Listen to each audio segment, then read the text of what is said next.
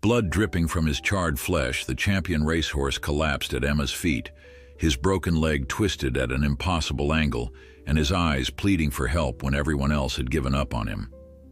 With nothing but determination and a heart that refused to accept defeat, the 10-year-old girl made a silent promise that would challenge a millionaire, defy veterinary experts, and ultimately reveal the extraordinary healing power of an unbreakable bond.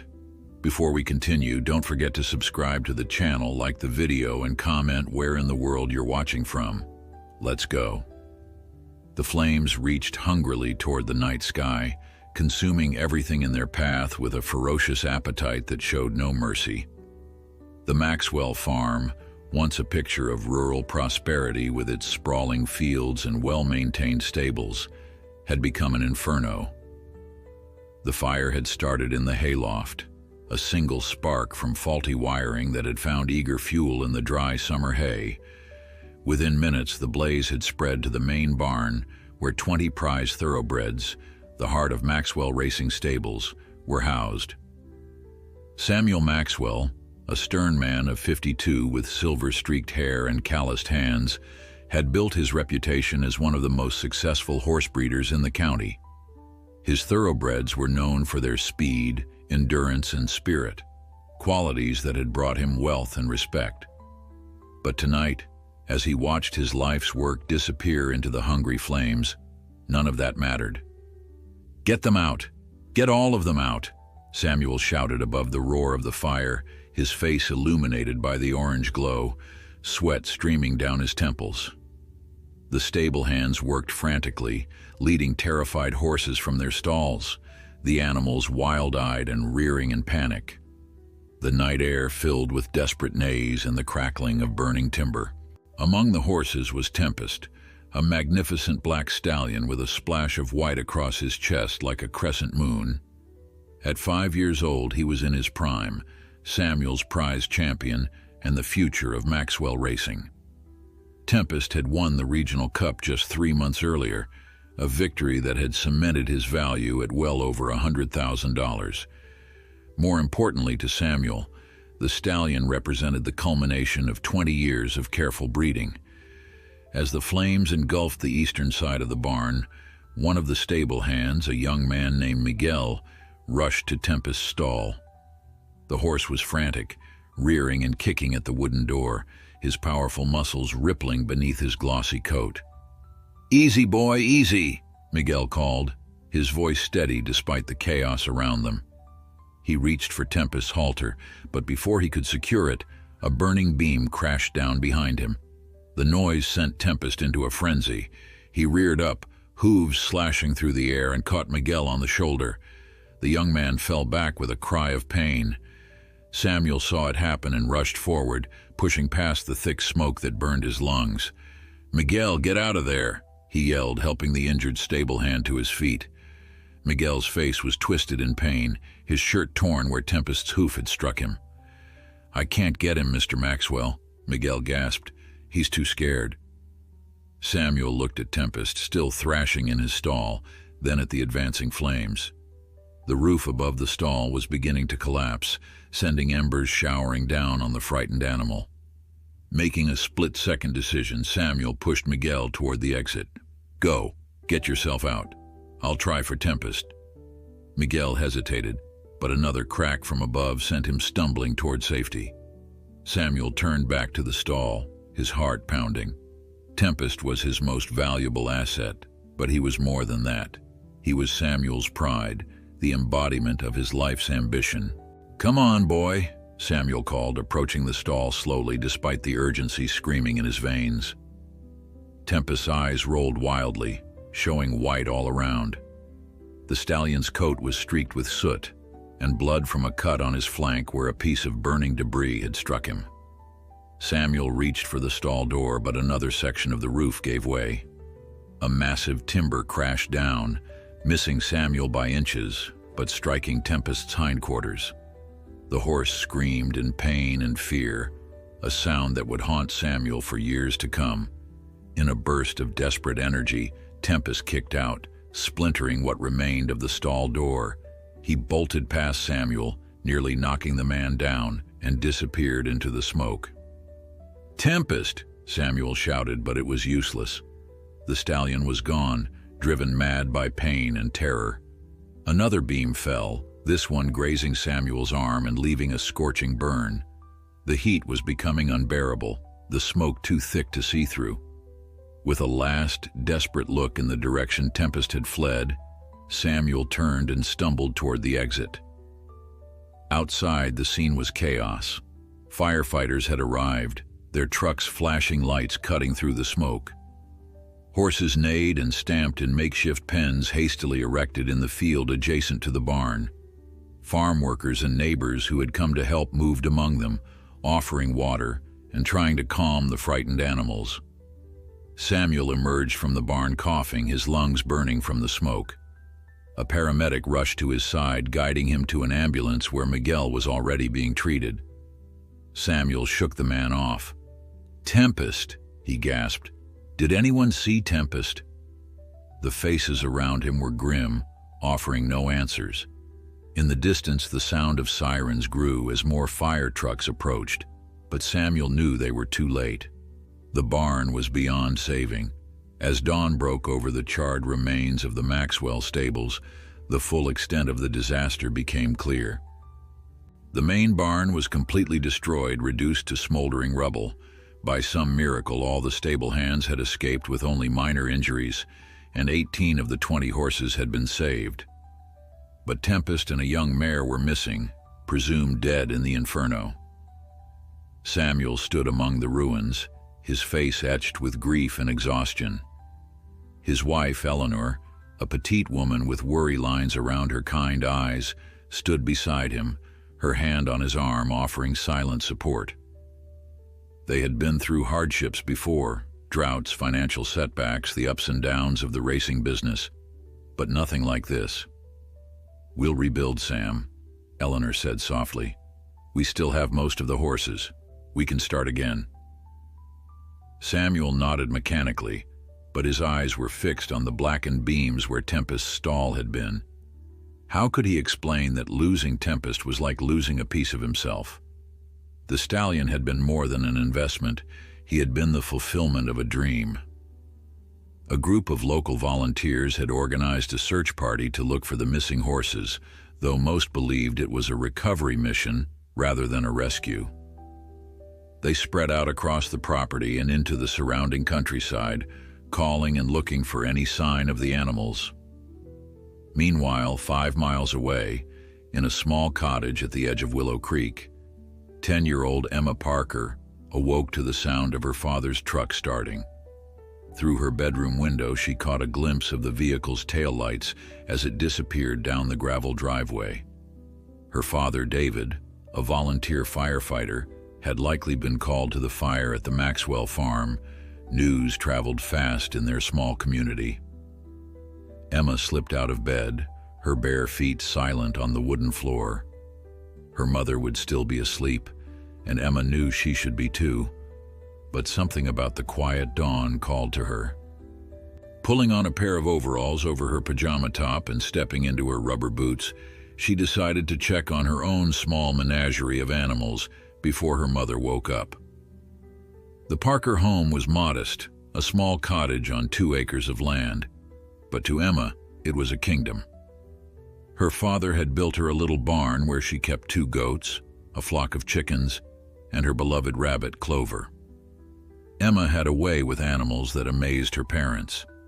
Strays found their way to her, injured birds landed at her feet, and even the most ill-tempered farm animals seemed to soften under her gentle touch. As Emma stepped outside, the early morning air was crisp and cool against her face. The sky was a palette of pink and gold, but far to the east a column of dark smoke still rose from the direction of the Maxwell farm. Emma had never been to the farm. It was a grand place that belonged to a different world than her own simple life, but she had seen Tempest once at the county fair, his black coat gleaming in the sun as he pranced around the ring, powerful and proud. Emma was crossing the dewy grass toward her small barn when she heard it, a sound that didn't belong in the peaceful morning. a low-pained whiny coming from the edge of their property where the land sloped down to meet Willow Creek. Emma froze, listening intently. There it was again, the unmistakable sound of a horse in distress. Without hesitation, Emma changed direction, moving quickly toward the sound. Her heart pounded with a mixture of curiosity and concern. They didn't own a horse, and neither did any of their immediate neighbors. As she approached the creek, the whinnying grew louder, punctuated by the sound of thrashing in the underbrush. Pushing through a stand of willows, Emma stopped short, her breath catching in her throat. There, half collapsed at the creek's edge, was the most magnificent horse she had ever seen up close. His black coat was marred with soot and blood, his powerful body trembling with exhaustion and pain. One of his legs was bent at an unnatural angle, and a deep gash ran along his flank. Despite his injuries, there was no mistaking the white crescent on his chest. Emma recognized him instantly. "Tempest," she whispered, her voice filled with wonder and sorrow. "What happened to you?" The magnificent stallion's eyes rolled wildly as Emma approached, his nostrils flaring with each labored breath. She could see the terror in those deep brown eyes, a reflection of the horror he had endured. Tempest tried to rise at the sight of her, but his injured leg buckled beneath him, sending him crashing back to the muddy bank with a pained whinny that broke Emma's heart. "It's okay," Emma said softly, holding out her small hand, palm forward. "I won't hurt you." She knew from experience that approaching an injured animal required patience and calm. Her father had taught her that animals could sense fear and agitation, and right now, Tempest needed steady reassurance. Emma took a deep breath, pushing down her own anxiety at the sight of his wounds, and took a careful step forward. Tempest tossed his head, mud and water spraying from his once magnificent mane. His sides heaved with exertion, and Emma could see that he was trembling, from pain, fear, or exhaustion, perhaps all three. The white crescent on his chest was now barely visible beneath layers of soot and dirt. "You're from the fire, aren't you?" Emma whispered, taking another step. "I bet you ran all the way here." 5 miles of rough terrain with an injured leg. It seemed impossible, but here he was. The survival instinct must have driven him forward, away from the flames and through the darkness, until his strength finally gave out at the edge of Willow Creek. Emma was now close enough to touch him, but she hesitated, giving Tempest time to accept her presence. She began to talk in a low, soothing voice, the same tone she used with injured birds and frightened strays. "My name's Emma. You're safe now.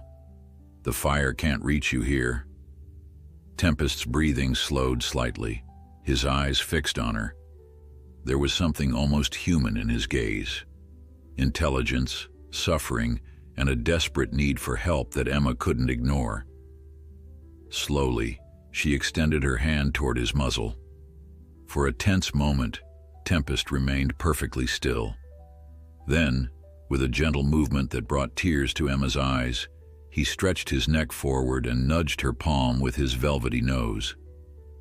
"That's right," she whispered, a smile breaking through her concern. "We're going to be friends." The contact seemed to establish a fragile trust between them. Emma carefully moved closer, running her hands gently over Tempest's neck and shoulders, avoiding the obvious wounds. Up close, his injuries looked even worse. The gash on his flank was deep, still oozing blood, and his leg was swollen and hot to the touch, likely broken or severely sprained. Burns marked his hindquarters, and his breathing had a concerning rattle that suggested smoke inhalation. Emma knew she needed help. This was beyond her abilities, no matter how good she was with animals. Tempest needed a veterinarian, and quickly. But she also knew that leaving him alone might break the tenuous bond they'd just formed. "I have to get my mom," she told him, stroking his neck. "I'll come right back, I promise." As if understanding her words, Tempest let out a soft nicker, his eyes following her movements. Emma backed away slowly, then turned and ran as fast as her legs could carry her back to the cottage, her heart pounding with urgency. "Mom! Mom!" she called, bursting through the back door. "Wake up! I need help!" Margaret Parker emerged from her bedroom in a bathrobe, her hair disheveled from sleep, alarm written across her face. "Emma, what's wrong? Where have you been?" "There's a horse, Mom. Down by the creek. He's hurt really bad. It's Tempest from the Maxwell farm." Margaret's expression shifted from confusion to understanding as she registered the column of smoke still visible through the kitchen window. "From the fire? Are you sure?" "Yes. He's burned and his leg might be broken and he needs help right now." Emma was already grabbing towels from the linen closet, her movements frantic. Margaret reached for the phone. "I'll call Dr. Wilson. You stay here." "No," Emma protested. "He trusts me. I need to go back to him. He's scared, Mom."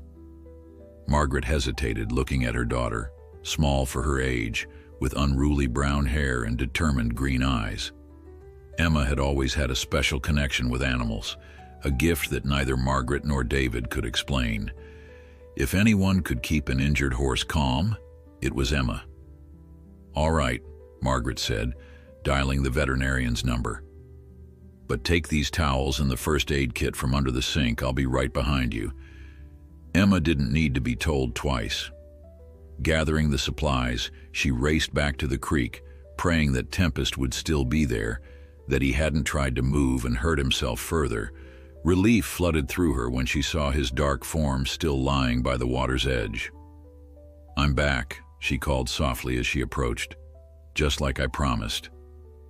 Tempest nickered weakly in response, his ears pricking forward at the sound of her voice.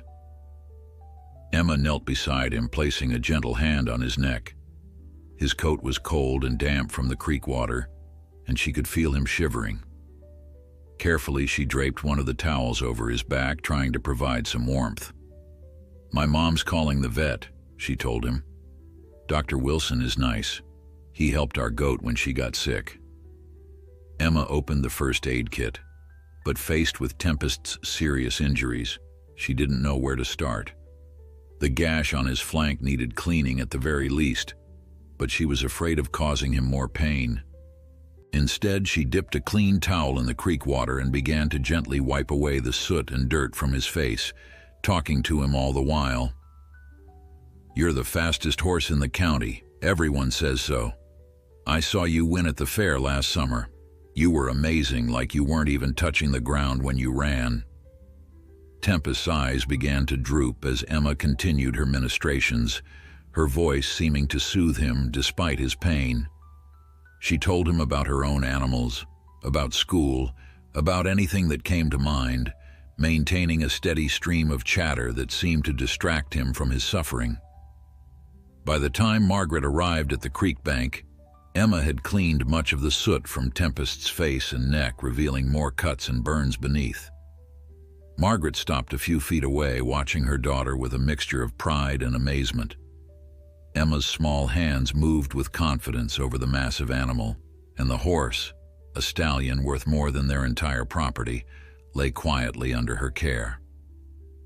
"Dr. Wilson is on his way," Margaret said softly, not wanting to startle either of them. "He said not to move him." Emma nodded without looking up, her focus entirely on Tempest. "His breathing sounds bad, Mom, and his leg, I think it's broken."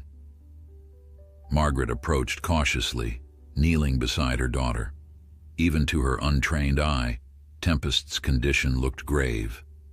The fact that he had survived the fire and made it this far was a miracle, but whether he would survive his injuries was another matter entirely. "Emma," she said gently, "I need you to understand. Dr. Wilson might not be able to save him." Emma's hand stilled on Tempest's neck, but her expression remained determined. "He will," she said with the absolute certainty that only a child could possess. "Tempest is strong. He made it all the way here to find me, and I'm not going to let him die." Margaret didn't argue. There was something in her daughter's voice, a conviction that made her wonder if perhaps Emma was right. Instead, she helped spread another towel over Tempest's hindquarters, careful to avoid the burns. "They'll be looking for him," Margaret said. "We should let the Maxwells know he's here." Emma's expression darkened slightly. "Not yet," she said, surprising her mother. "Not until Dr. Wilson says he's going to be okay." "Emma, please, Mom, just until we know. I don't want anyone taking him away if they're just going to give up on him."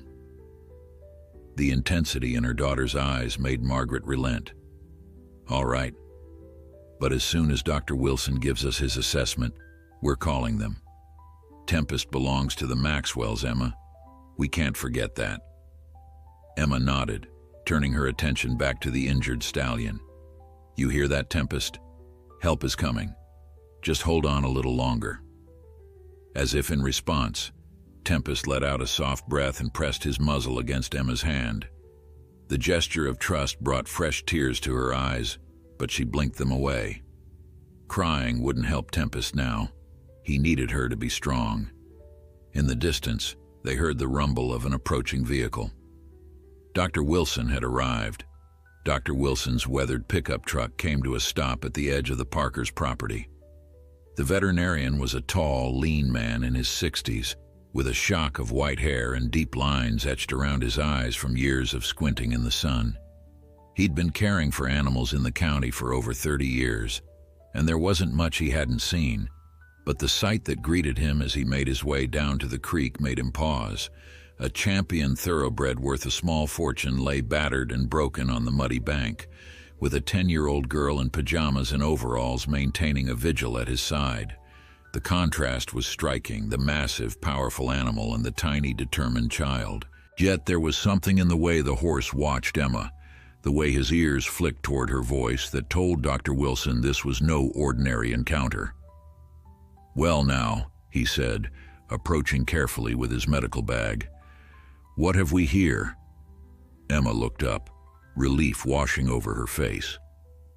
"Dr. Wilson, this is Tempest. He got hurt in the fire at Maxwell Farm. He needs help right away." The veterinarian nodded, his experienced eyes already assessing the horse's condition. "You did the right thing calling me, Margaret," he said to Emma's mother. Then to Emma, "I'll need to examine him. Can you keep him calm for me?" Emma nodded solemnly. "He trusts me." Dr. Wilson knelt beside the injured stallion, his movements deliberate and gentle.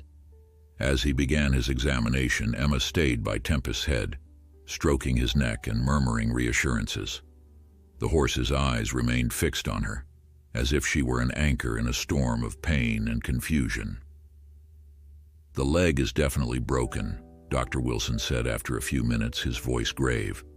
"Compound fracture of the cannon bone, and these burns on his hindquarters are second degree. The laceration on his flank will need stitches." He listened to Tempest's breathing with his stethoscope.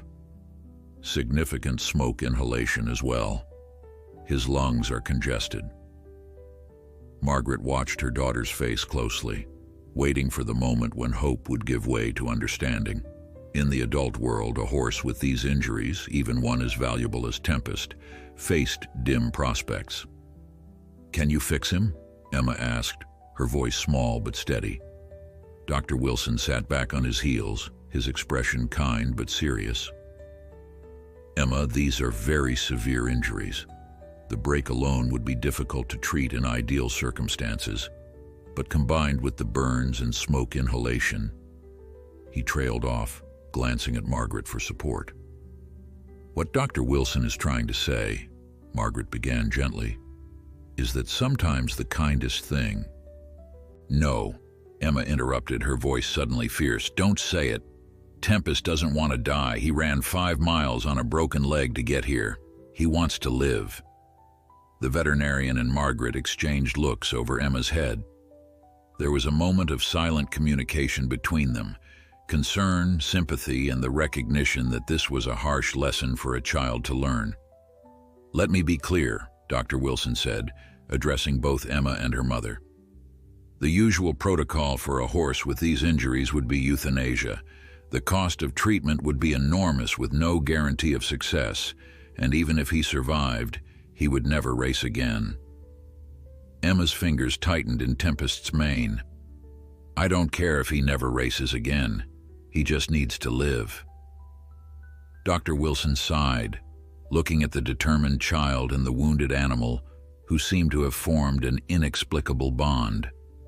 In his long career, he'd learned to trust his instincts, and something told him that riding off this horse might be premature. There are some newer treatments, he said slowly. Experimental procedures for fractures like this. But they're expensive, and they require specialized care, and we'd need the owner's permission. Samuel Maxwell, Margaret supplied. We should call him right away. Dr. Wilson nodded. I know Sam. I've treated his horses before. He hesitated, then added, He's a businessman, Margaret. He makes decisions with his head, not his heart. If Tempest can't race again, he has to try, Emma insisted, her eyes filling with tears that she refused to let fall. Tempest found me for a reason. I know it. Dr. Wilson looked at the girl for a long moment, then nodded as if coming to a decision. I'm going to stabilize him here as best I can. Give him something for the pain and clean those wounds. Then we'll need to transport him somewhere he can receive proper care. Our barn, Emma said immediately. We can make room. Margaret began to protest.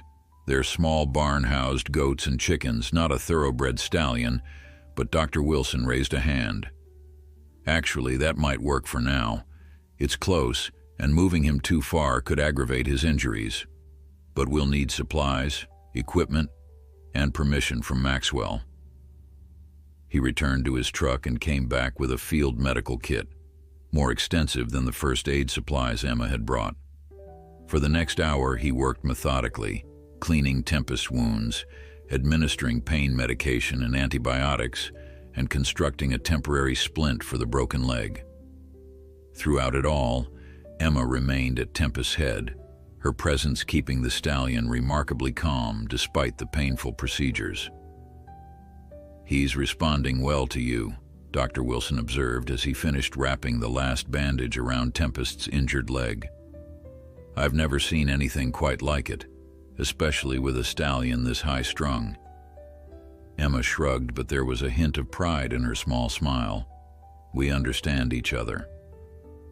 By mid-morning, David Parker returned from fighting the fire at Maxwell Farm. His face was streaked with soot, his eyes red-rimmed from smoke and exhaustion. He found his wife waiting for him at the house. We've got a situation, Margaret said, leading him to the kitchen window where he could see the creek bank. There, his daughter sat beside a massive black horse with Dr. Wilson packing up his supplies nearby. Is that... David squinted in disbelief. Tempest. From the Maxwell place. Emma found him this morning. David ran a hand through his hair, leaving a smudge of ash on his forehead. Sam Maxwell is out of his mind with worry. They've got search parties combing the countryside. He's convinced the horse is dead. Not dead, Margaret said, but injured, badly. Dr. Wilson says it's a miracle he made it this far. David's expression grew concerned as Margaret explained the extent of Tempest's injuries and Emma's determination to save him. We need to call Maxwell right away, he said. That horse is worth a fortune. Margaret nodded, her eyes still on her daughter. Dr. Wilson says the same thing, but David, Emma has convinced herself she can save him. She thinks it's fate that he found his way here to her. David sighed, understanding his wife's concern. Emma had always been a sensitive child, with a heart too big for her own good. She's going to be heartbroken when Maxwell takes him back, or worse, if he decides to put Tempest down. That's what I'm afraid of, Margaret admitted. Dr. Wilson thinks there's a chance Tempest could survive with proper treatment, but he'll never race again. And you know Samuel Maxwell. That horse is an investment to him. David was quiet for a moment, watching his daughter through the window. Even from a distance, he could see the gentle way she stroked the injured stallion's neck, the complete absorption in her care. It reminded him of how she'd been with every wounded creature she'd ever brought home, fully committed as if their survival depended on her love alone. "I'll talk to Sam," he said finally. "Maybe I can make him understand what this means to Emma." Margaret touched his arm, gratitude in her eyes. "He respects you. Maybe he'll listen." David nodded, though his expression remained doubtful. Samuel Maxwell was known for his ruthless business sense. A horse that couldn't race was a liability, not an asset, regardless of how much a little girl might love him. Down by the creek, unaware of the adult concerns swirling around her, Emma continued her quiet vigil. Dr. Wilson had done all he could for now, promising to return later with more supplies. Tempest's breathing seemed easier after the medication, and his eyes, though still shadowed with pain, watched Emma with what she could only interpret as trust. "You're going to get better," she told him firmly, as if her words alone could make it so. "And you can stay here with me. Forever." Tempest nickered softly in response, resting his great head against her small shoulder, and in that moment, Emma believed with all her heart that some bonds were meant to be, forged in fire and stronger than any obstacle that might come their way. David Parker stood at the edge of what remained of the Maxwell barn, the acrid smell of smoke still heavy in the air. Volunteers moved through the charred debris, faces grim as they searched for anything salvageable. At the center of the activity was Samuel Maxwell, barking orders and checking lists, his face haggard with exhaustion, but hardened with determination. This was a man already planning to rebuild, even as the ashes of his legacy still smoldered. David approached slowly, rehearsing the words in his mind. How do you tell a man that his prized possession, a champion thoroughbred worth more than most people's homes, was lying broken on your property with a future that looked bleak at best? And how do you explain that your 10-year-old daughter had already claimed the horse's heart, if not his ownership? "Sam," David called, drawing the older man's attention. Maxwell turned, recognition flickering across his features. "Parker, appreciate you coming out with the volunteer brigade. Hell of a night." "Yes, it was," David agreed, then took a deep breath. "Sam, there's something you should know. We found Tempest." The change in Maxwell's expression was immediate. Hope, disbelief, and desperate relief all warring for dominance. "Alive? Where?" "On my property, down by Willow Creek. My daughter found him this morning." Maxwell's face split into a rare smile, transforming his hard features momentarily. "That's the best news I've had since this nightmare began. I'll send my men right away to bring him home." David held up a hand, his expression sobering Maxwell's enthusiasm. "There's more to it, Sam. He's in bad shape.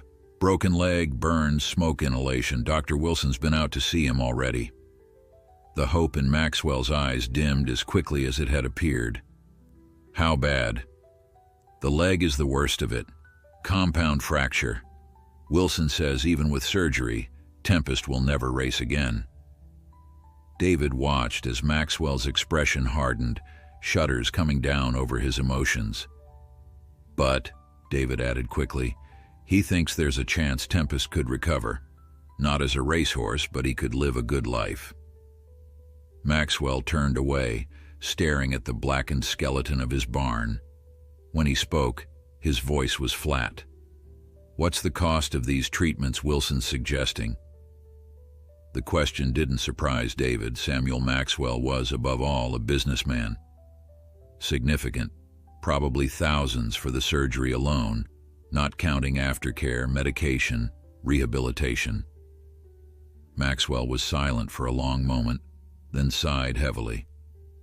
"A horse that can't race is just a very expensive lawn ornament, Parker, especially one requiring that kind of medical investment." David had anticipated this response, but hearing it still sparked anger in his chest. "So that's it?" After everything that horse has done for you, all the races he's won, the money he's made you, you'd just give up on him?" Maxwell's eyes flashed. "Don't lecture me about my own horses, Parker. This isn't about sentiment, it's about practicality. Even if I spent the money and he survived, what then? He'd never be the same. He'd be in pain, limited. Sometimes the kindest thing is to let go." "At least come see him before you make that decision," David pressed. "And there's something else you should know. My daughter, Emma, she's formed a bond with Tempest. I've never seen anything like it. That horse traveled 5 miles on a broken leg and collapsed at our creek, and now he won't let anyone near him except Emma." Something shifted in Maxwell's expression, not softening exactly, but a flicker of curiosity. "A bond?" She sat with him for hours, keeping him calm while Dr. Wilson worked. That horse should have been wild with pain, but he just trusted her. Wilson said he's never seen anything like it. Maxwell considered this, his brow furrowed. "I suppose I should at least see him before making any decisions. I'll come by this afternoon." David nodded, relieved to have at least postponed the inevitable confrontation. "We're going to try to move him to our barn where he'll be more comfortable. Dr. Wilson's coming back to help."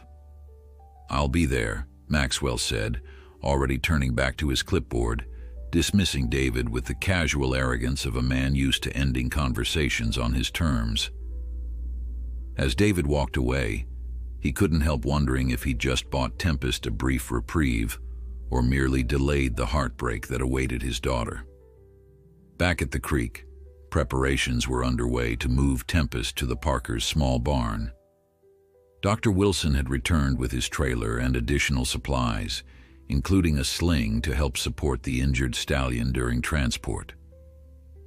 Emma hadn't left Tempest's side all morning, not even for breakfast, though Margaret had brought her a sandwich that remained untouched on a napkin nearby. "This is going to be tricky," Dr. Wilson warned as he surveyed the steep bank and the injured horse. "We need to get him up and into the trailer without putting weight on that broken leg." Emma stroked Tempest's neck, her small face serious. "He can do it. He's strong." The veterinarian smiled at her confidence but shared a concerned look with David and Margaret. Moving a horse with a broken leg was dangerous. The risk of further injury was high, and the pain might send Tempest into a panic that could hurt himself or others. "I've given him a mild sedative," Dr. Wilson explained. "Not enough to knock him out completely, but enough to take the edge off the pain. Emma, you'll need to stay by his head, keep him focused on you." Emma nodded solemnly. "I won't leave him." With David, Dr. Wilson, and 2 neighbors who had come to help, they carefully positioned the sling under Tempest's body. The stallion's eyes widened in alarm at the strange sensation, but Emma's soft voice kept him from struggling. "It's okay, Tempest. This is going to help you. Just a little longer and you'll be somewhere comfortable." Slowly, agonizingly, they began to raise Tempest using a pulley system attached to Dr. Wilson's truck. The horse whinnied in distress as his body left the ground, his good legs paddling in the air. Emma remained steadfast, her hand on his muzzle, her eyes locked with his. "You're doing so well," she encouraged. "So brave." By the time they had him loaded into the trailer, everyone was sweating despite the cool morning air. Tempest trembled visibly, but he had remained remarkably calm throughout the ordeal, his trust in Emma apparently outweighing his fear. The short journey to the barn was tense, with Dr. Wilson driving at a crawl to avoid jostling his injured patient. Emma rode in the trailer with Tempest, unwilling to leave his side for even a moment. Her mother watched anxiously through the trailer's small window, marveling at her daughter's composure in the face of such a monumental responsibility. The Parkers' barn had been hastily rearranged to accommodate its new resident. The goats had been moved to a smaller pen, hay had been laid thick on the floor of the largest stall, and fresh water waited in a clean bucket. It wasn't the luxury of Maxwell stables, but it was clean, dry, and safe. Getting Tempest settled in the stall was another careful operation. but by early afternoon, the injured stallion was resting as comfortably as possible on a bed of soft hay. Dr.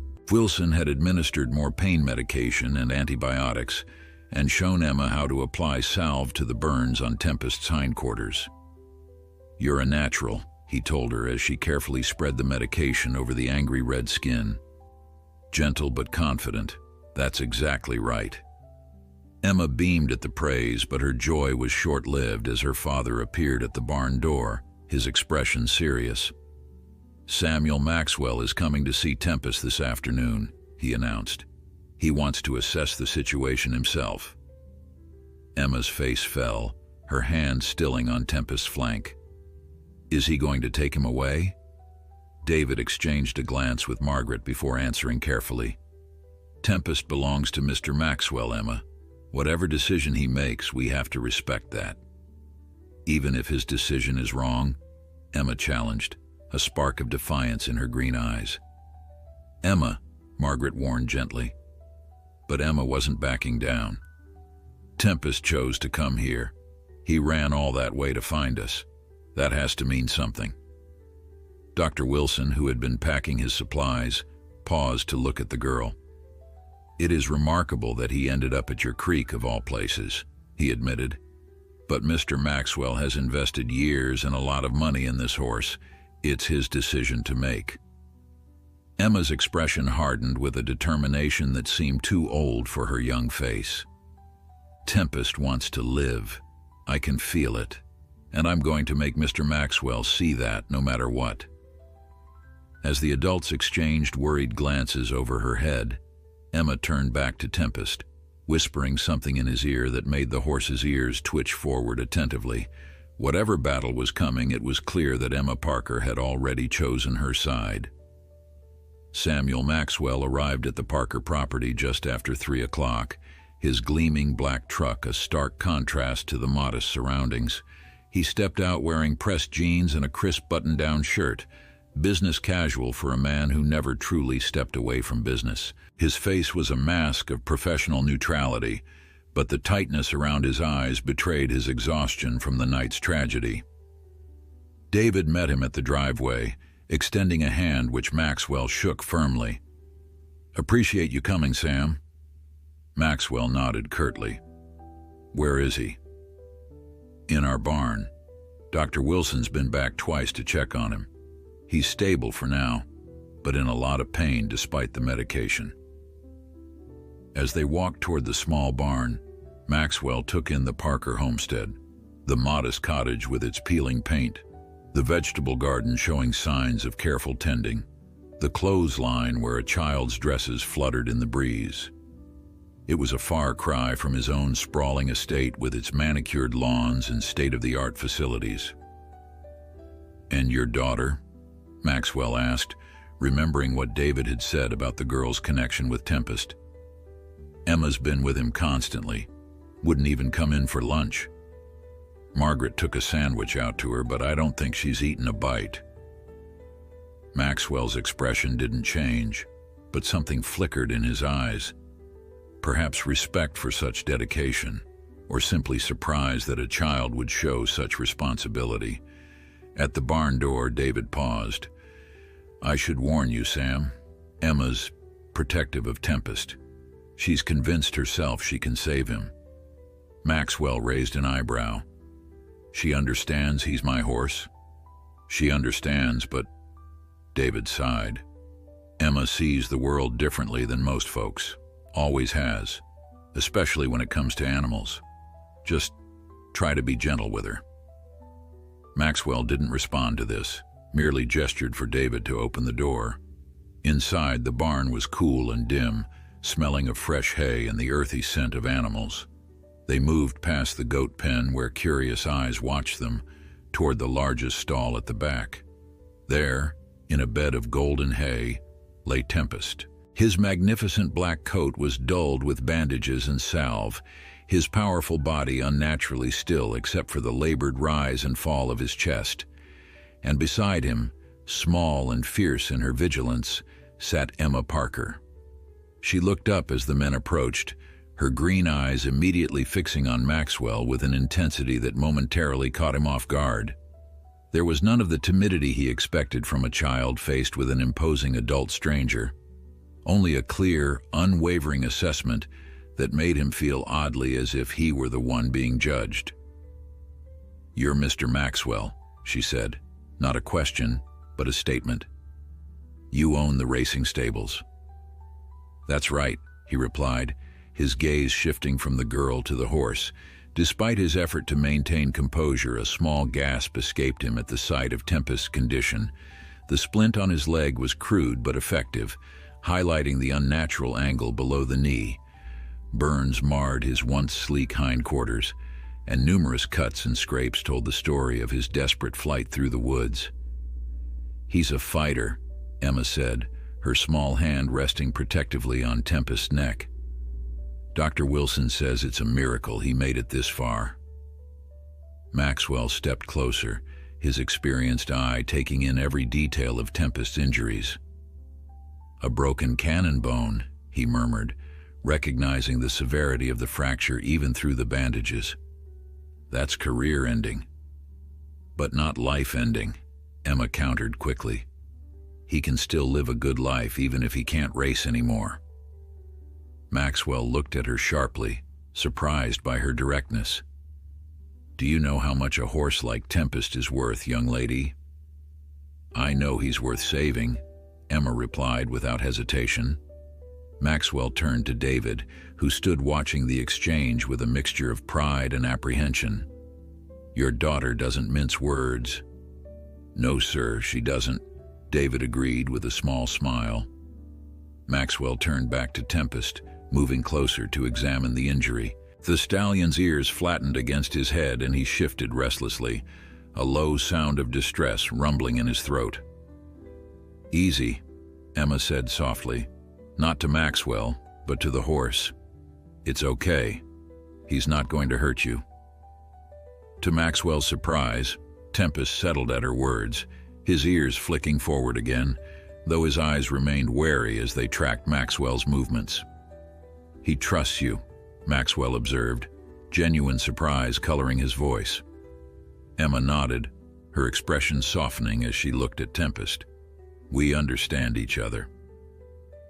Maxwell circled the stall, taking in the full extent of Tempest's condition.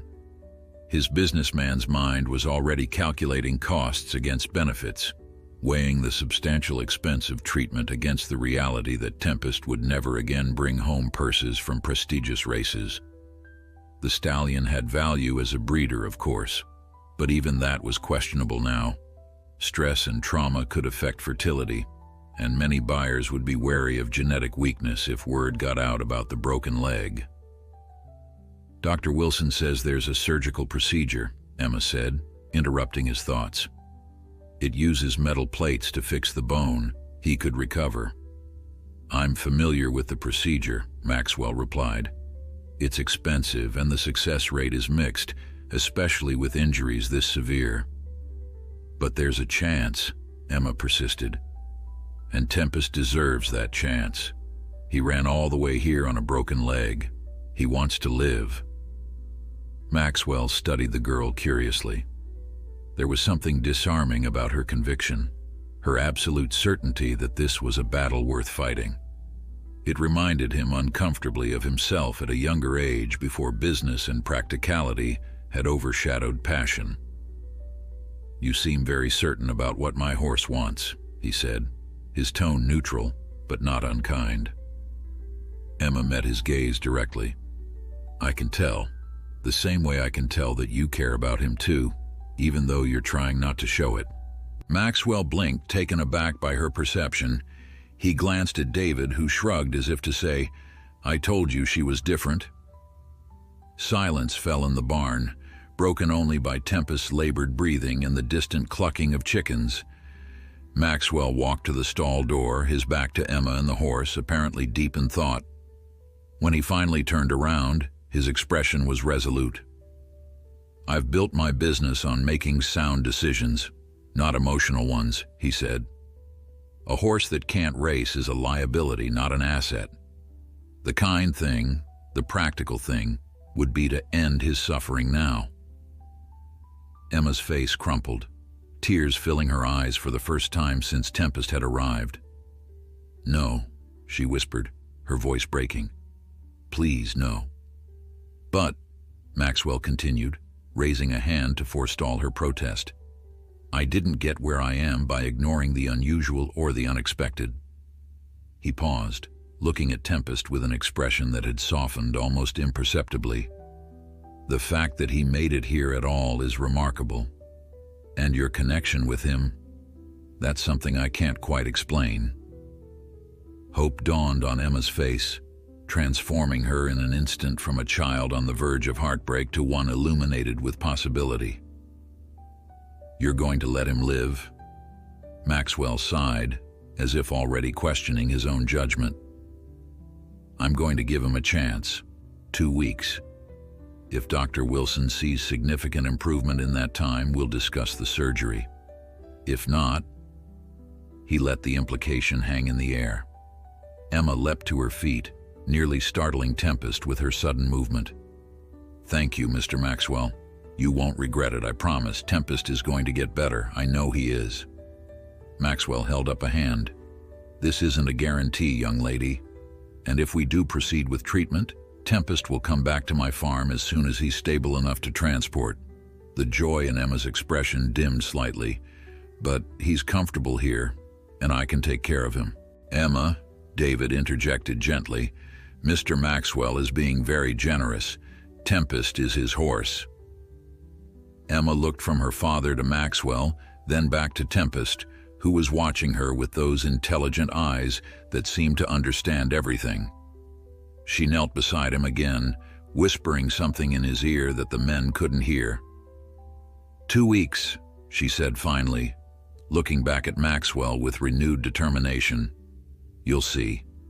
He's going to surprise everyone." As Maxwell left the barn with David, he found himself wondering about the strange certainty in the girl's voice. Not the wishful thinking of a child, but the conviction of someone who somehow knew something the rest of them didn't. "Your daughter is quite something," he remarked to David as they walked back to his truck. David nodded, pride evident in his expression. "She's always been special, especially with animals. It's like she can talk to them somehow, understand things the rest of us miss." Maxwell considered this, thinking of the way Tempest had calmed at Emma's touch, the way those intelligent eyes had followed her every movement. In his world of spreadsheets and racing forms, such connections were dismissed as sentiment or imagination. But standing in that humble barn, watching a champion thoroughbred draw comfort from a small girl's presence, he had felt something he hadn't experienced in a very long time, doubt in his own certainties. 2 weeks, he repeated, climbing into his truck. "We'll see." The 2 weeks that followed were the most intense of Emma's young life. She approached Tempest's care with a dedication that amazed even her parents, who were accustomed to their daughter's special way with animals. Emma established a routine that revolved entirely around the injured stallion, waking before dawn to check on him and staying in the barn until her parents insisted she come in for dinner, only to return again until bedtime. Dr. Wilson visited daily at first, showing Emma how to clean Tempest's wounds, apply salve to his burns, and check the splint on his leg. The veterinarian had initially been skeptical of entrusting such responsibilities to a child, but Emma's careful attention and gentle touch soon won him over. "You've got a gift," he told her on the 3rd day, watching as she carefully dabbed antiseptic on a cut that would have made most adults squeamish. Most people take years to develop this kind of touch with injured animals. Emma just smiled, her focus never leaving Tempest. "It's not hard when you love them." The regimen was demanding. Every 4 hours, Tempest needed pain medication, which Emma learned to administer with a syringe into the side of his mouth. His burns required cleaning and treatment twice daily, a painful process during which Emma would sing softly to him, her small voice steady even when he trembled with discomfort. His broken leg needed constant monitoring for swelling or signs of infection, and Emma checked it with the diligence of a trained nurse. "His temperature's down today," she reported to Dr. Wilson on the 5th morning, having just taken Tempest's temperature with the digital thermometer he'd shown her how to use. "And he ate all his breakfast." The veterinarian nodded, making notes in his medical log. "That's a good sign. The antibiotics are working against the infection. How's his breathing?" Emma placed a hand on Tempest's side, feeling the rise and fall of his rib cage. "Better, not as raspy, and he doesn't cough as much." Dr. Wilson smiled, impressed by her observational skills. "You're right. His lungs are clearing. The smoke inhalation wasn't as severe as I initially feared." These small victories kept Emma going through the exhausting days. School had been temporarily forgotten. It was summer break, and her parents, seeing her dedication, had decided that this was an educational experience in its own right. Margaret brought Emma's meals to the barn, and David made sure she still got some sleep, though often they'd find her in the morning curled up in the hay beside Tempest, having snuck back to the barn after being tucked in. By the end of the first week, Tempest showed clear signs of improvement. His appetite had returned, his breathing was almost normal, and the smaller cuts and burns were beginning to heal. But the broken leg remained the critical concern. Though the swelling had decreased, the severity of the fracture was still evident, and Tempest couldn't put any weight on it. "The real test will be whether the bone starts to knit," Dr. Wilson explained to Emma as he examined the leg.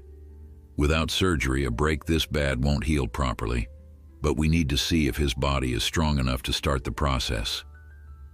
Emma nodded seriously, absorbing every piece of information like a sponge. "What can I do to help?" "Keep doing exactly what you're doing," Dr. Wilson assured her. "The fact that he's eating well, fighting off infection, and staying calm, that's all because of your care." The bond between Emma and Tempest grew stronger with each passing day. The stallion would nicker softly when she entered the barn, his ears pricking forward at the sound of her voice. He allowed her to touch him in ways he wouldn't tolerate from anyone else, even Dr. Wilson. When Emma read to him from her favorite books, Tempest would rest his great head near her, his eyes half closed in contentment despite his pain. "It's like they have their own language," Margaret remarked to David one evening as they watched through the barn door. Emma was sitting cross-legged in the straw, telling Tempest about her day as she gently combed his mane. David nodded, a mixture of pride and worry in his expression. "I just hope she's prepared for what might happen if Maxwell decides against the surgery." But Emma refused to entertain such thoughts. Her faith in Tempest's recovery was absolute, a certainty that seemed to come from somewhere deeper than childish optimism.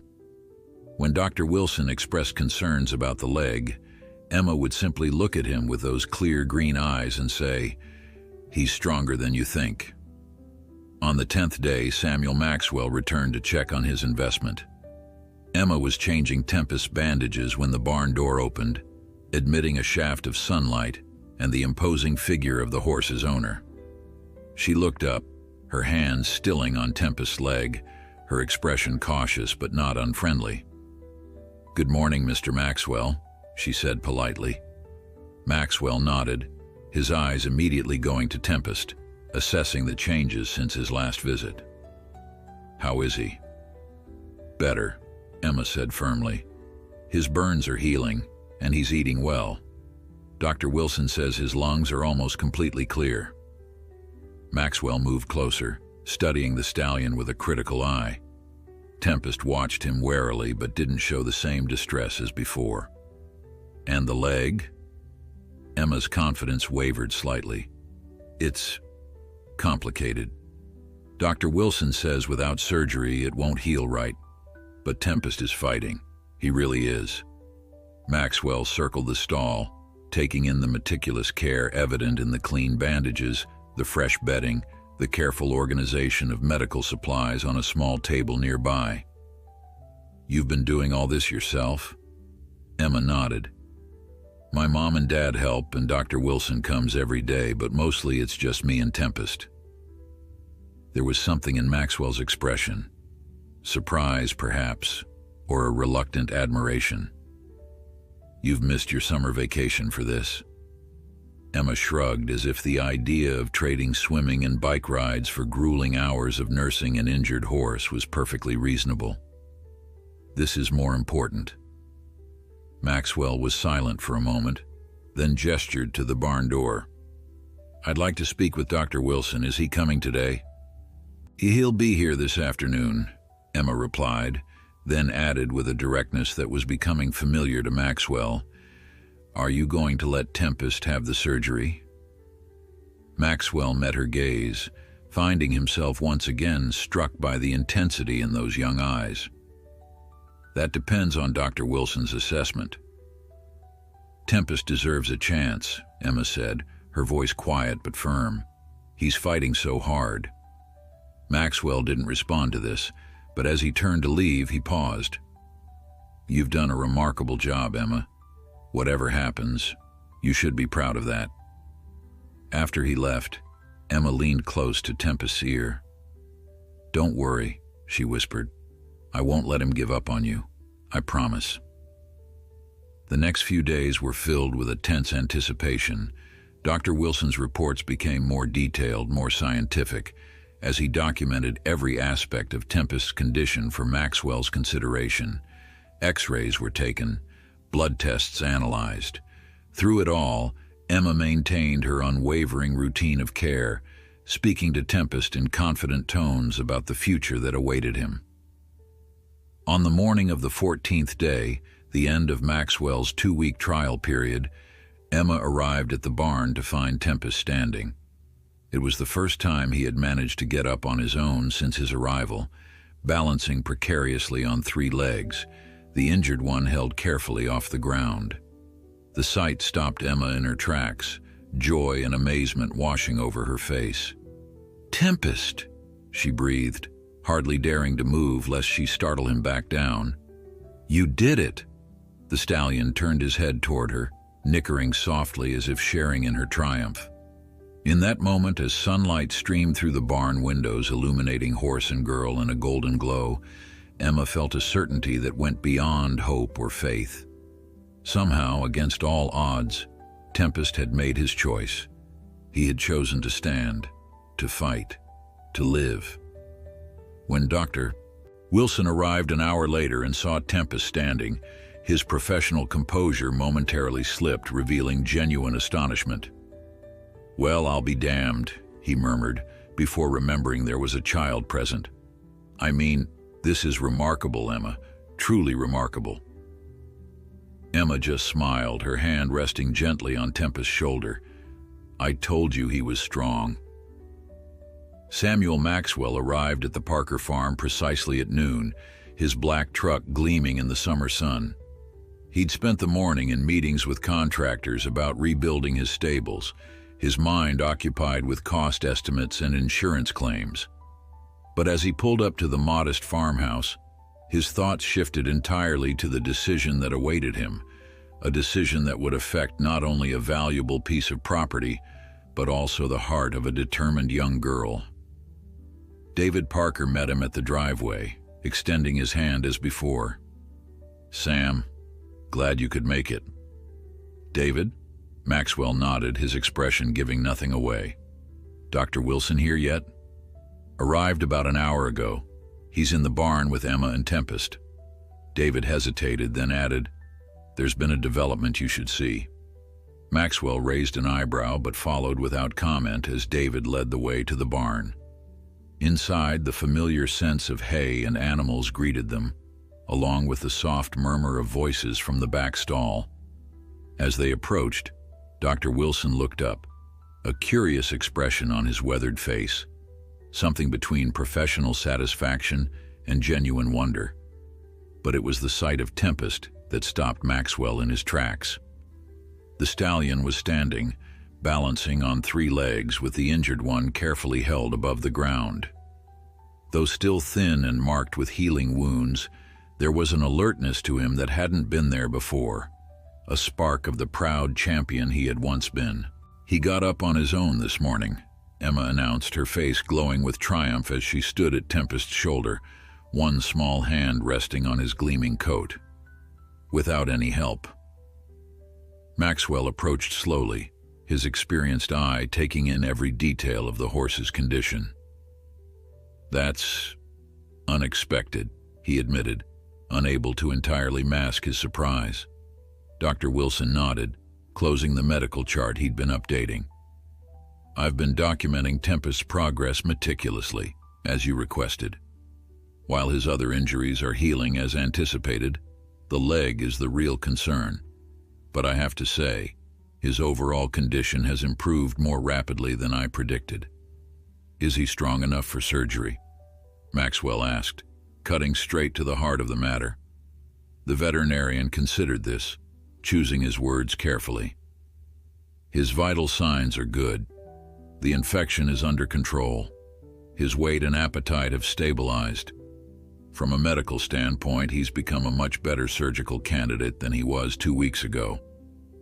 Maxwell nodded, walking around the stall to view Tempest from different angles. The stallion watched him warily, but didn't show the fear he had before. "And the prognosis if we proceed?" "I've consulted with Dr. Reeves at the Equine Hospital," Wilson replied. "With the surgical techniques available now, and considering Tempest's remarkable recovery so far, I'd place his chances of survival at around 70%. For a full recovery, meaning he could live a comfortable life, though never race again, perhaps 50%. 50%, Maxwell repeated, his tone neutral. "That's actually quite good considering the severity of the fracture," Wilson added. 2 weeks ago, I wouldn't have given him half those odds." Throughout this exchange, Emma remained silent, her hand never leaving Tempest's shoulder, but her eyes were fixed on Maxwell's face, reading every subtle shift in his expression. The adult spoke about Tempest as if he were a problem to be solved, a calculation to be made, but Emma knew him as a living being with his own will, his own courage, his own determination to survive. Maxwell turned to her suddenly, as if sensing her thoughts. "You've done an extraordinary job, young lady. Not many adults would have shown the dedication you have." Emma lifted her chin slightly. "I didn't do it to impress anyone. I did it because Tempest deserves a chance." A ghost of a smile touched Maxwell's lips. Direct as always. He turned back to Dr. Wilson. "What's the cost of this surgery and the follow-up care?" "All in, including the surgery, hospitalization, medication, and physical therapy. We're looking at $15,000 to $20,000. David Parker inhaled sharply at the figure, more than he made in half a year. But Maxwell merely nodded, as if the sum was exactly what he'd expected. "And if I decide against the surgery?" he asked. Emma's fingers tightened in Tempest's mane, but she remained silent, holding her breath. Dr. Wilson's expression grew solemn. "Then euthanasia would be the humane choice. Without surgery, that leg will never heal properly. He'd live in constant pain, and eventually complications would develop. It would be cruel to prolong his suffering." The barn fell silent except for the soft shuffling of Tempest's hooves in the straw and the distant call of a crow outside.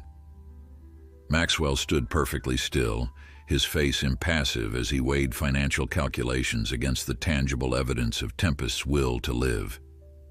After what seemed an eternity to Emma, Maxwell spoke. "Schedule the surgery, Dr. Wilson, as soon as possible." The words hung in the air for a moment before their meaning registered. Emma's face transformed, joy breaking through like sunlight after a storm. "Really? You're going to let him have the surgery?"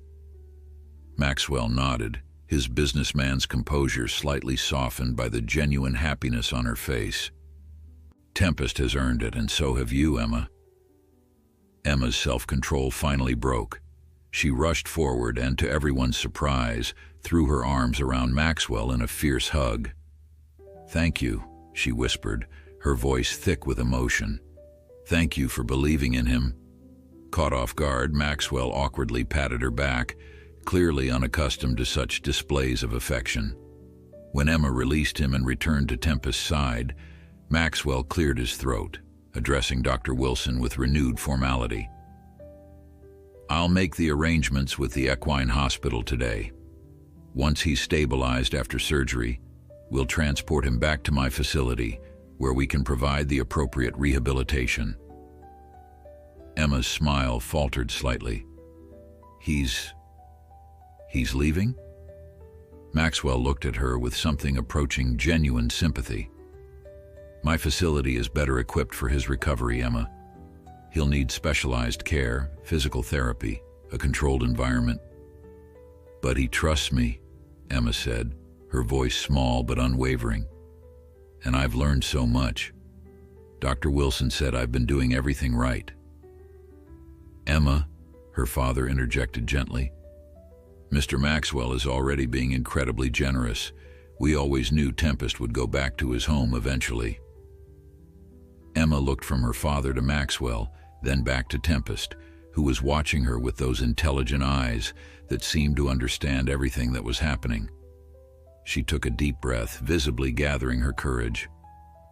"Mr. Maxwell," she said formally, "I have a proposal." The adults exchanged surprised glances, but Maxwell nodded for her to continue, curious despite himself. "Let me come with Tempest," Emma said. "After the surgery, when he goes back to your farm, let me help with his rehabilitation. I'll work for free. I'll do whatever your stable hands tell me to do. But Tempest knows me, and he'll recover faster if I'm there. I know he will." Maxwell stared at the small figure before him, a child in worn overalls with hay in her hair and determination in her eyes, asking to enter his world of million-dollar thoroughbreds and professional trainers. "Emma," Margaret began, having entered the barn in time to hear her daughter's audacious request, "you can't impose on Mr. Maxwell like that, and you have school starting in a few weeks." "It's after school then," Emma pressed, undeterred. "Weekends, holidays, whenever I can come. Please, Mr. Maxwell, I need to know he's okay." Maxwell studied her for a long moment, seeing beyond the childish exterior to the extraordinary spirit within. Against all his business instincts, he found himself considering her proposal seriously. "Let me think about it," he said finally. "First, let's get him through the surgery. Then we'll discuss next steps." For Emma, it wasn't a yes, but it wasn't a no either. And as she turned back to Tempest, whispering her news in his alert ear, she clung to the hope that their journey together was far from over. The day of Tempest's surgery arrived with a sky so brilliantly blue, it seemed like a good omen. The Equine Hospital was an hour's drive away, a modern facility that specialized in treating valuable racehorses. Loading Tempest into the transport trailer had been a delicate operation, with Dr. Wilson administering a mild sedative and Emma guiding the stallion with gentle words and a steady hand on his halter. "You're going to be okay," she had whispered to him as the trailer doors closed. "I'll be waiting for you when you wake up."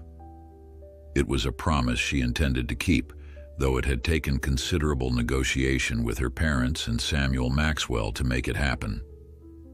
Maxwell had finally agreed to let Emma accompany them to the hospital and stay during the surgery, partly because the veterinary staff had suggested that Tempest might respond better to recovery if a familiar presence was nearby. The waiting room of the Equine Hospital was sleek and professional, with framed photographs of famous racehorses lining the walls. Emma sat on an uncomfortable plastic chair, her legs swinging nervously above the floor. Beside her, surprisingly, sat Samuel Maxwell himself.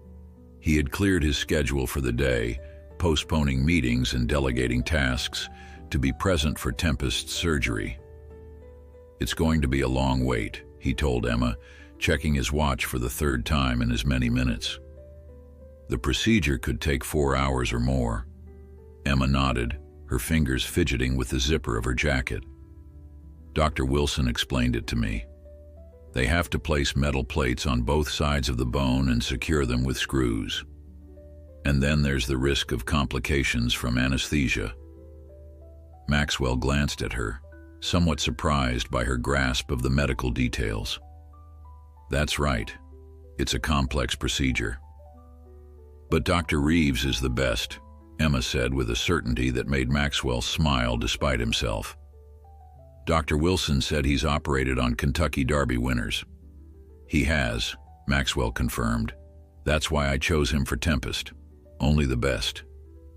They lapsed into silence, an unlikely pair united by concern for the horse whose life hung in the balance behind the operating room doors.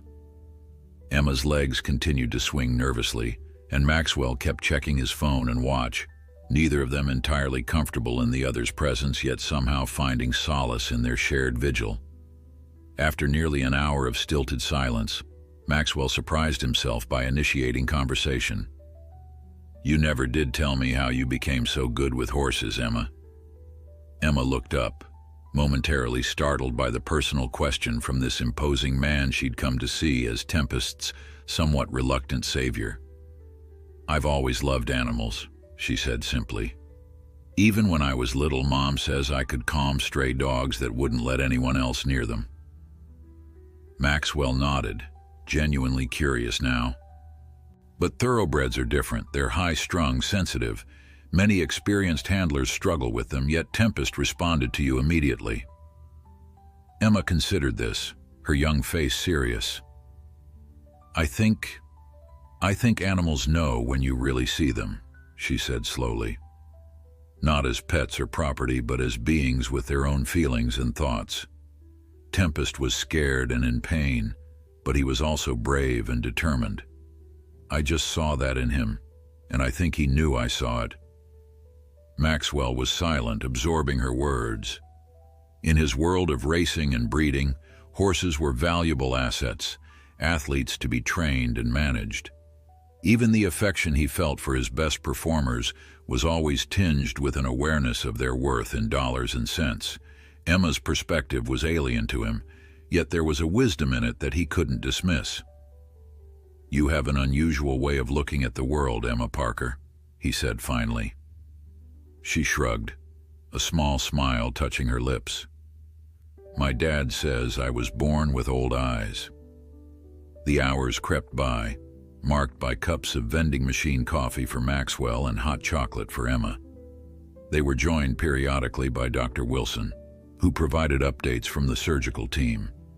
The procedure was going as well as could be expected, though Tempest's vital signs had caused some concern during the first hour before stabilizing. "They're closing now," Dr. Wilson announced late in the afternoon, looking tired but cautiously optimistic. "The plates are in place and the bone fragments have been realigned. Dr. Reeves is pleased with how it went." Emma released a breath she hadn't realized she was holding. "So he's going to be okay?" "The next 24 hours are critical," Dr. Wilson cautioned. "There's still risk of infection or complications from anesthesia, but yes, the first major hurdle has been cleared." Maxwell nodded, the tension in his shoulders visibly easing. "When can we see him?" "He'll be in recovery for a few hours yet. Once he's stable and beginning to wake up, you can have a brief visit, but just to prepare you, he'll be heavily sedated and might not recognize you right away." Emma's face fell slightly at this, but she nodded in understanding. As long as he knows he's not alone, that's what matters. It was nearly 8 o'clock that evening when a nurse finally came to escort them to the recovery area. Emma had dozed off in her chair, exhausted from the emotional strain of the day, and Maxwell had surprised himself by letting her sleep, watching over her with an unexpected sense of responsibility. "Emma," he said gently, touching her shoulder, "they're taking us to see Tempest now." She awoke instantly, all traces of sleep vanishing as she jumped to her feet. "Is he awake? Is he okay?" "We're going to find out," Maxwell replied, his usual brusqueness softened by the shared experience of the long day. The recovery stall was large and well padded with monitoring equipment beeping softly in the background. Tempest lay on his side on a thick mattress of bedding, his wounded leg immobilized in a special cast that extended from hoof to shoulder. Multiple IV lines delivered fluids and medication, and his breathing was slow and deep, assisted by oxygen delivered through a tube in his nostril. Emma faltered at the sight, her confident demeanor cracking for the first time. "He looks so small," she whispered, though Tempest's powerful body still filled most of the stall. "It's the anesthesia," Dr. Reeves explained, joining them at the stall door. "It makes them seem diminished somehow, but his vital signs are strong and the surgery went as well as we could have hoped." Emma approached slowly, her eyes never leaving Tempest's face. His eyes were closed, his magnificent head resting heavily on the padded floor. She knelt beside him, hesitating before placing a gentle hand on his neck, careful to avoid the IV lines. "I'm here, Tempest," she said softly. "Just like I promised. You did so great today." For a moment there was no response and Emma's heart sank. Then, so subtly that the adults might have missed it, Tempest's ear twitched toward the sound of her voice. His eyelids fluttered, though they didn't fully open, and a soft exhale that might have been a nicker escaped his lips. Emma looked up at Dr. Reeves, her eyes shining. "He knows I'm here." The veterinarian nodded, a smile breaking through his professional reserve. "I think he does, and that's very good for his recovery. Horses heal better when they feel safe." Maxwell watched from the doorway, struck by the tableau before him. The powerful thoroughbred rendered vulnerable by injury and surgery, and the small girl who had somehow become his champion and protector. Something shifted in his perception, a realization that what he was witnessing went beyond sentiment or childish attachment. There was a genuine connection here, one that defied his business-oriented understanding of the world. 10 minutes, Dr. Reeves said gently. Then he needs uninterrupted rest. Emma nodded, settling herself more comfortably beside Tempest's head. "I'll stay right here until then," she promised, her hand moving in slow, soothing strokes along his neck. "And I'll come back tomorrow, and the next day, and every day until you're better." From his position by the door, Maxwell cleared his throat. "Actually," he said, his decision crystallizing in that moment, "I think we might be able to arrange for Emma to visit quite regularly during Tempest's recovery." Emma looked up, hope dawning on her face. "Really?" Maxwell nodded, surprising himself with the certainty of his response. "Really. After all, it seems you're part of his healing process now." Autumn painted the countryside in brilliant shades of gold and crimson as Tempest's recovery progressed with painstaking slowness. After a week in the equine hospital, he had been transported to Maxwell Stables, which had been partially rebuilt following the fire. There, in a specially modified stall with padded flooring and extra width to accommodate his limited mobility, the healing process continued under the watchful eyes of professional grooms, veterinarians, and one devoted 10-year-old girl. True to his word, Samuel Maxwell had arranged for Emma to visit Tempest regularly. David Parker would drive his daughter to the stables after school 3 days a week and for longer visits on weekends. The arrangement had raised eyebrows among Maxwell's staff. Their employer was not known for sentimentality or accommodation of outsiders, but no one dared question it openly. Today was a Saturday, and Emma had arrived early, a small backpack slung over her shoulder containing the books she liked to read to Tempest during their time together. As always, Maxwell's head groom, Jenkins, met her at the entrance to the immaculate stable block. "Morning, Miss Parker," he said, his initial skepticism having given way to grudging respect over the weeks. "He's having a good day today. Ate all his breakfast and seems bright." Emma beamed, always hungry for positive news about Tempest's condition. "Has he been bearing weight on the leg?" Jenkins nodded, impressed as always by her grasp of the medical details. A bit more each day. Dr. Wilson adjusted his therapy routine yesterday. Said he's making excellent progress. They walked together down the center aisle of the stable, the scent of clean straw and leather tack filling the air. Other horses looked out curiously as they passed, magnificent animals with bloodlines as distinguished as European royalty. But Emma barely glanced at them, her attention focused on reaching the special stall at the far end where Tempest waited. The stallion's ears pricked forward at the sound of her footsteps, a soft nicker of greeting escaping him as Emma appeared in the doorway. Though still thin from his ordeal, his coat had regained much of its glossy black sheen, and the burns on his hindquarters had healed, leaving only faint scars partially hidden by new hair growth. The massive cast had been replaced by a lighter brace that supported his leg, while allowing for the controlled movement necessary for healing. "Good morning, handsome," Emma said, slipping into the stall and approaching with the easy confidence of complete trust. Tempest lowered his head to her level, pressing his velvety muzzle against her cheek in a gesture that never failed to warm her heart. Jenkins watched from the doorway, still amazed at the transformation that came over the horse in Emma's presence. Tempest could be fractious with the staff, particularly during medical treatments, but with Emma, he was gentle and compliant, as if understanding that she was somehow essential to his recovery. "I'll leave you to it then," Jenkins said, checking his watch. "Mr. Maxwell mentioned he might stop by later. He's been asking about Tempest's progress." Emma nodded, already settling herself on the small stool that had been placed in the stall for her visits. From her backpack, she produced a brush and began the gentle grooming that had become their ritual, starting at Tempest's neck and working her way methodically down his body, careful around the still sensitive areas. "You're getting stronger every day," she told him, her voice low and intimate. "Dr. Wilson says you're a miracle. Nobody expected you to heal this fast." Tempest sighed contentedly under her ministrations, occasionally turning his head to watch her with those intelligent eyes that seemed to understand every word. The bond between them, forged in crisis and deepened through recovery, had become something that even the professionals who worked with horses daily found remarkable. Emma had just finished reading a chapter from Black Beauty, an appropriate choice that made her smile, when the stall door opened again, revealing Samuel Maxwell.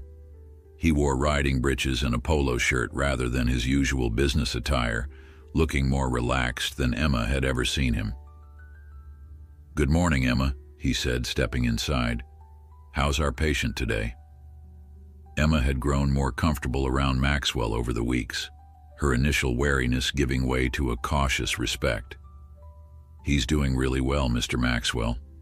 He put weight on his leg for almost a full minute earlier." Maxwell nodded, approaching Tempest with an assessing eye. The stallion acknowledged his owner with a flick of his ears, but remained relaxed, a far cry from the fearful reaction he'd shown in those early days at the Parker farm.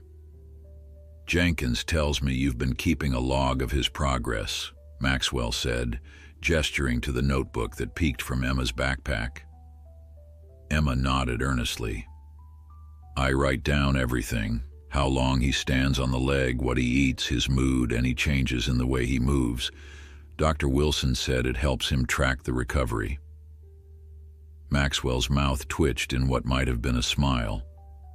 "Very scientific of you." "I want to be a veterinarian when I grow up," Emma confided, then added with characteristic directness, "Or maybe a trainer. I haven't decided yet." "Is that so?" Maxwell leaned against the stall door, studying her with newfound interest. "It's hard work, you know, especially for a trainer. Long hours, difficult owners, the heartbreak of injuries like this one."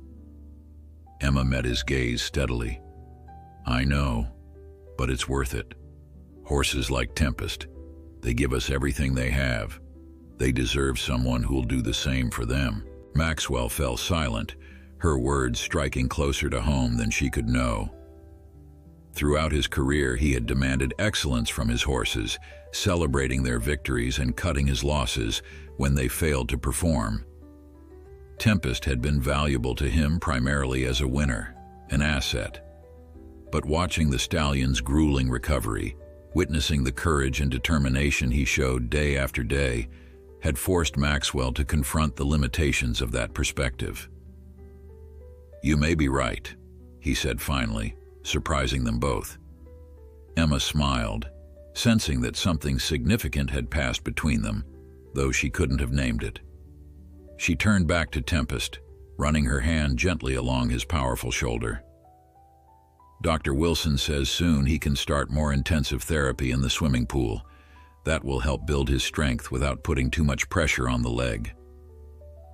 Maxwell nodded, watching the easy way she handled the massive animal. "I've been meaning to ask you, Emma. School must be keeping you busy now that fall is here. Are these visits becoming difficult to manage?" Emma looked up quickly, alarm flashing across her face. "No, I get all my homework done.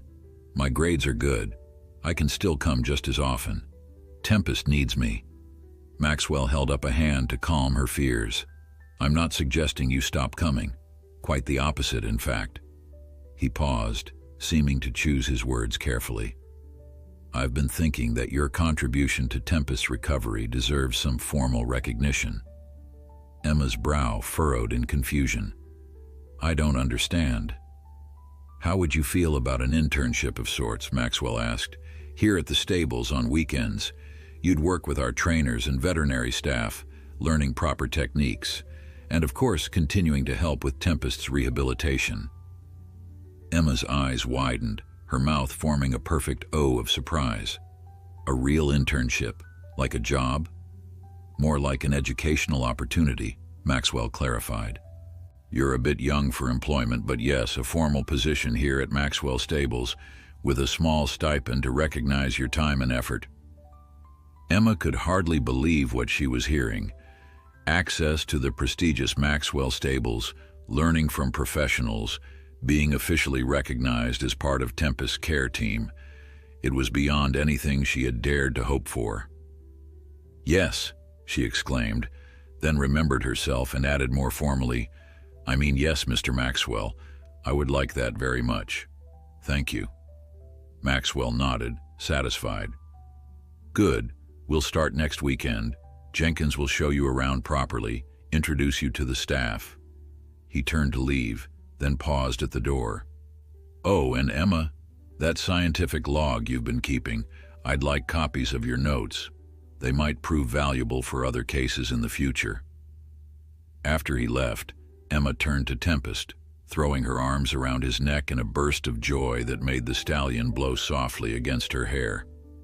"Did you hear that?" she whispered. "We did it, Tempest. We really did it." The horse nickered gently in response, his warm breath tickling her ear in what felt remarkably like agreement.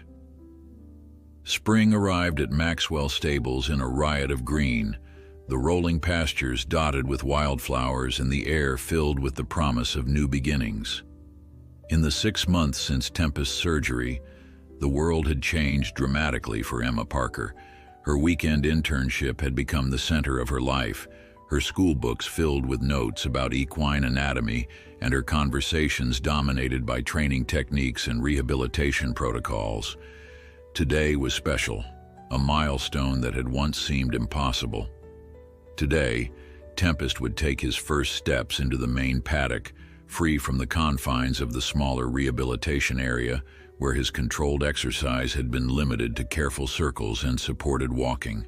Emma arrived earlier than usual, her stomach fluttering with nervous excitement. She found Jenkins waiting for her at the entrance to the stable block, his weathered face breaking into a rare smile. "Big day," he said by way of greeting, handing her the grooming kit that had become hers over the months. "Dr. Wilson's already here, and Mr. Maxwell's on his way." Emma nodded, trying to contain her excitement as she hurried down the familiar aisle to Tempest's stall. The stallion greeted her with his usual soft nicker, but there was something different about him today, an energy, a restlessness, as if he sensed that something important was about to happen. "Today's the day, boy," she told him, running her hands over his gleaming coat. The scars from his burns were barely visible now, and his once broken leg, though still bearing the faint line of the surgical scar, was strong and stable. Months of careful rehabilitation, hydrotherapy in the special equine pool, gradually increasing exercise, massage, and specialized diet had transformed the broken, suffering animal she had found by the creek into a magnificent specimen once again. He would never race, of course. Dr. Wilson had been clear about that from the beginning. The metal plates in his leg would support him for a normal life, but the bone would never be strong enough to withstand the stress of racing speeds. Yet to Emma, this didn't matter in the slightest. What mattered was that Tempest was alive, healthy, and happy, a miracle that she had helped create through sheer determination and love. "You've done an extraordinary job with him," said a voice from the doorway. Emma turned to find Samuel Maxwell observing them, dressed in riding clothes and looking unusually relaxed. Over the months she had watched the businessman soften, his clinical assessment of Tempest's progress gradually giving way to genuine affection for the recovering stallion. "We did it together," Emma replied, her natural modesty warring with justifiable pride in what they had accomplished. Maxwell nodded, stepping into the stall to run a practiced hand along Tempest's powerful shoulder. "Indeed we did. A rather unlikely team, wouldn't you say?" Emma smiled at that. The barrier between them, age, social status, worldview, had gradually eroded as they worked toward their common goal. Maxwell had proven to be a demanding but fair mentor, pushing Emma to learn more, to understand the science behind the care she provided with such intuitive grace. And she, in turn, had shown him something he had almost forgotten in his years of business success: the pure joy of connection with these magnificent animals, untainted by calculations of profit and loss. "Dr. Wilson says he's ready," Emma said, returning to the task of brushing Tempest's mane until it gleamed like polished onyx. "His leg is strong enough now." "So I hear," Maxwell agreed. "That's why I thought today called for an audience." Emma looked up questioningly, and Maxwell gestured toward the stable entrance. There, to her astonishment, stood her parents, David and Margaret, along with several of the stable staff who had come to know and respect the determined young girl who had become a fixture in their workplace. "Mom, Dad," Emma exclaimed. "I thought you were both working today." Margaret smiled, her eyes shining with barely contained pride. "Mr. Maxwell called us, said we wouldn't want to miss this moment." Dr. Wilson joined them, carrying his medical bag and wearing an expression of cautious optimism. "Everything looks good," he announced after a quick examination of Tempest's leg. "Blood flow is excellent, no swelling, full range of motion. I'd say he's ready for his debut." With careful coordination, they attached a lead rope to Tempest's halter. Jenkins and another groom stood ready to assist if needed, but Emma insisted on being the one to guide Tempest out of the stall that had been his home during the long months of recovery. "Slow and steady, Doctor," Wilson cautioned as they made their way down the stable aisle toward the sunlight streaming through the open doors. "Let him set the pace." Emma nodded, her hand steady on the rope as Tempest stepped forward with the careful deliberation that had become second nature during his rehabilitation. His ears were pricked forward with interest, his nostrils flaring as he caught the scent of fresh grass and open air. When they reached the stable doors, Tempest hesitated, blinking in the bright spring sunshine.